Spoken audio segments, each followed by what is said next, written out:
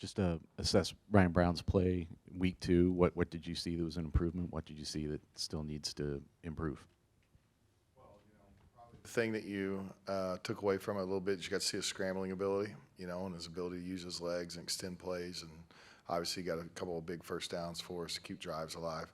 I think improvement, Ryan would tell you, just, making a couple, a few decisions in the game that he could have made better decisions on. And he knows that, but it all comes along with playing, and, that's still his, I think, 4th game to start, so he's growing.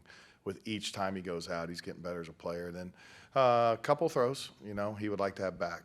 He's moving a couple times, and on those couple throws with movement, he'd like to have those back. But we were working on this morning, and he was nailing this morning. So, Beyond wins, what are the most important quarterback metrics to you, or the most important offensive metrics that tell you the quarterback's performing and the offense is doing what it's supposed to do?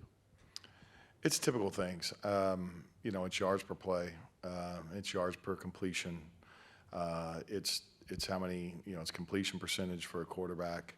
It's decision, when we grade his decisions, where he's going with the football and why he's going there, where his eyes are at, that he's seeing the right things.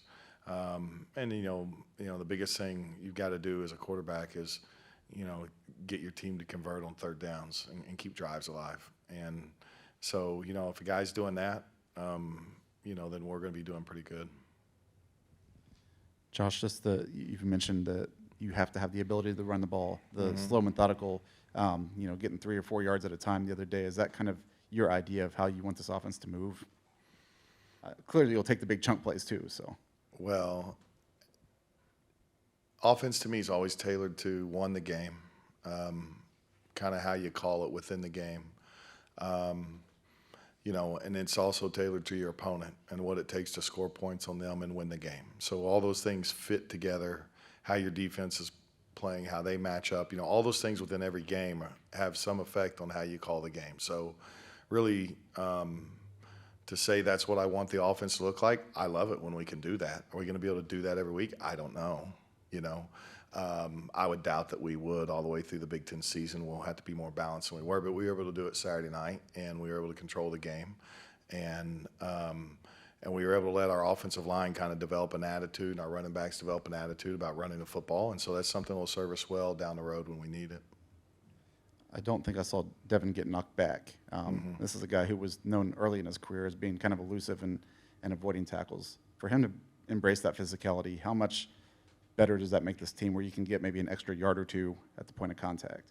Well, in this league, I mean, you get down to the goal line, you're getting short yardage. I mean, those are really, the 4-minute offense. Those are really the places, red zone, that, they're probably at most of the time at some point going to have an extra hat on the run, if you're running it. You might catch them rarely where they don't have an extra hat on the run by scheme or whatever it might be, but most people, even if it's a safety fitting from 10, 12 yards deep, there's some really talented safeties out there, and they can meet you, a couple of yards down the field from 10 to 12 yards deep. And so being physical at that point of contact is important, because that's the difference between 2-yard gains and 4 to 5 yard gains, which obviously helps you keep the chains moving. I know every game is important, but you're playing a team that you were working for last year. Throughout the coaching journey, that happens at times, but is it kind of, strange for you at all or anything to be on the other side against that team this week? Well, I don't know if the word is, maybe it is strange. I don't know. When it comes to this game and playing against someone, and obviously against people that you worked with that you care about, and players that you coach that you care about, all I hope for in a game like this is that both teams stay healthy, and we get to go out and decide the game, both being the best version of ourselves. And after that, it's a game. It's a football game. We all know that. They're gonna try to beat us. We're gonna try to beat them. I mean, that's what it is. And so when it gets to these situations, that's all I hope for. Josh, is there any advantage having been there, knowing their personnel? Well, I do know their personnel well. They have some new guys that are playing well up front on the defensive line. on the interior. But, you know, yeah, is there advantage? Sure, because you do know intimately, like, what they're capable of. And so, you have a feel for the things you need to work on to get ready for each guy as you're heading through the week. Were you more pleased with the push the offensive line got this last Saturday? I was more pleased with the push we got. I think we can still be better. I think the O-line would tell you the same, and those are all technical details, and that's where, each week early in the season, you got to keep taking steps. You got to, whatever was not right the week before, you got to make it right that week, and that's how you continue to get better, is to stack good days and good games on top of each other. I've got 46 carries for Devin Mockabee, which is the most of anybody in the Big Ten. Mm-hmm. Is that the type of workload you envision him continuing these last, 10 or so games? Well, I think the workload was a little skewed Saturday. We kind of felt that happening and felt we could control the game that way, and we just kind of went with it. I wouldn't think that it would be that heavy moving forward.